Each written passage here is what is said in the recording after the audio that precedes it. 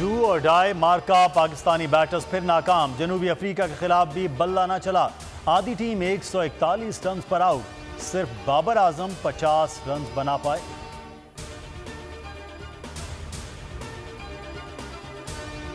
بھارت کا جنگی جنون برقرار، ڈرون سے پاکستان میں دراندازی کی کوشش، ظفروال سیکٹر میں پاکستانی فورسز کا فوری ایکشن، ڈرون مار بھگایا، بھارتی فوج کی شہری آبادی پر فائرنگ، پاک فوج کا دندان شکن جواب، بھارتی فوجیوں کے زخمی ہونے کی اطلاعات۔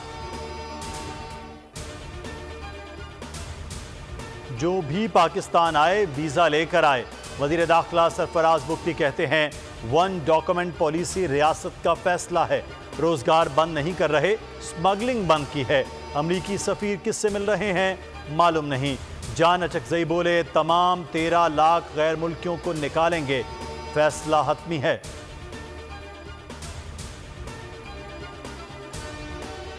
پی آئی اے کو بچانے کی کوششیں، مالی تعاون فراہم کرنے کی منظوری کا امکان، 20 ارب کا نیا قرض دینے کا بھی فیصلہ، وزارت خزانہ کی کمرشل بینکوں کو ہدایت، نان سٹاپ اڑانے والے 4 بوئنگ 777 طیارے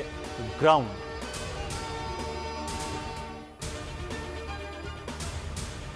خیبر پختونخوا میں دہشت گردی، خواتین کے نام پر سمز استعمال ہونے کا انکشاف، ڈی آئی جی کے مطابق پنجاب اور سندھ کی خواتین بے نظیر انکم سپورٹ پروگرام میں انگوٹھے لگواتی ہیں، اس سے سمیں نکلوائی جاتی ہیں۔ مقبوضہ کشمیر میں بھارتی تسلط کے 76 برس، دنیا بھر میں آج یوم سیاہ، کنٹرول لائن کے دونوں اطراف احتجاج، ریلیاں اور سیمینار، صدر وزیر اعظم کی کشمیریوں سے یکجہتی، آئی ایس پی آر کا نغمہ، آزاد کشمیر کے وزیر اعظم چودھری انوار کا خصوصی پیغام، وزیر اعلیٰ محسن نقوی کی بھارتی دہشت گردی کی مذمت۔ اسرائیلی دہشت گردی نہ رک سکی، 24 گھنٹے میں 480 شہید، 7000 سے زائد شہادتیں، 66% بچے اور خواتین شامل، صہیونی فوج نے نماز جمعہ کے لیے مسجد اقصی بند کر دی، رفح کراسنگ سے 10 ٹرک امداد اور 10 ڈاکٹرز غزہ میں داخل۔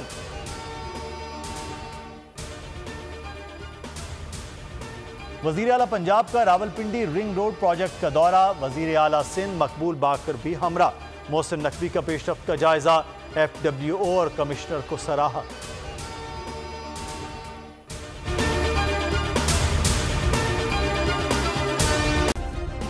سبسکرائب کریں اور بیل دبائیں تاکہ کوئی خبر رہ نہ جائے۔